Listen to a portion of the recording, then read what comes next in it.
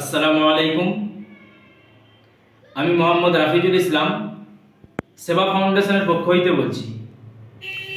আশা করছি আপনারা সকলেই ভালো আছেন, সুস্থ আছেন। সেবা ফাউন্ডেশনের পক্ষ হইতে আপনাদের সকলকে জানাই আন্তরিক শুভেচ্ছা ও অভিনন্দন।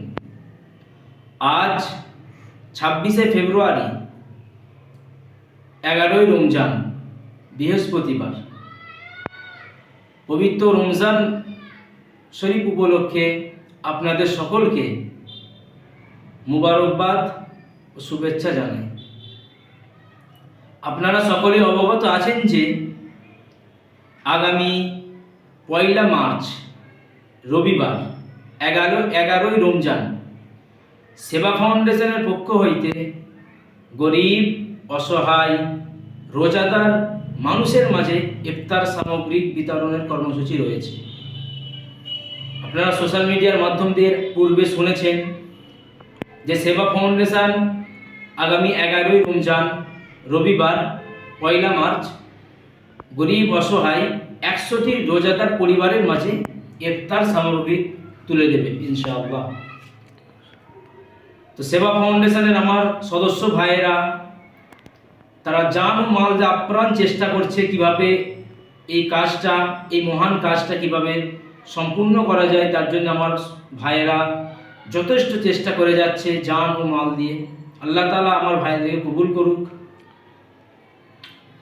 এবং আমি মোহাম্মদ রাফিজুল ইসলাম আপনাদের সকলের কাছে বিনয়ের সাথে অনুরোধ করছি, বিনয়ের সাথে আবেদন করছি, আপনারা সকলেই এই মহান কাজেতে নিজ নিজ সামর্থ্য অনুযায়ী সাহায্যের হাত বাড়িয়ে দিন।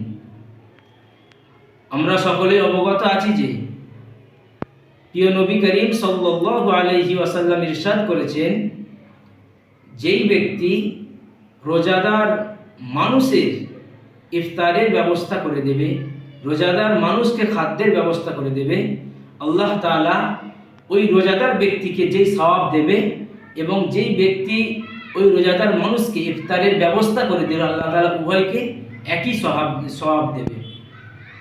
তো আমার নবী করিম সাল্লাল্লাহু আলাইহি ওয়াসাল্লামের সেই মহামূল্যবান কথার দিকে আমরা সকলে লক্ষ্য দিয়ে, আমার নবী করিম সাল্লাল্লাহু আলাইহি ওয়াসাল্লামের সেই মহামূল্যবান বাণীর দিকে আমরা সকলে লক্ষ্য দিয়ে আমরা এই কাজের দিকে নিজের স্বার্থ অনুযায়ী আমরা সাহায্যের হাত বাড়িয়ে দেব, নিজের স্বার্থ অনুযায়ী আমরা সকলেই সাহায্য করব।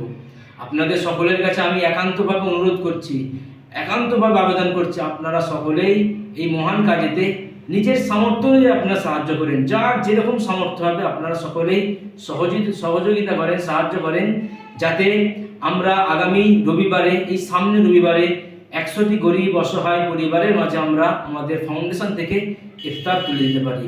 আল্লাহ তাআলা আমাদের সকলকে কবুল করুক। আল্লাহ তাআলা আমাদের সকলের সেহরি, ইফতারি, তারাবি এবং রোজাকে আল্লাহ তাআলা কবুল করুক। আল্লাহ তাআলা আমাদের সকলকে গরিব, অসহায় মানুষের সাহায্যকারী হিসাবে তৈরি করুক। আমিন। আসসালামু আলাইকুম।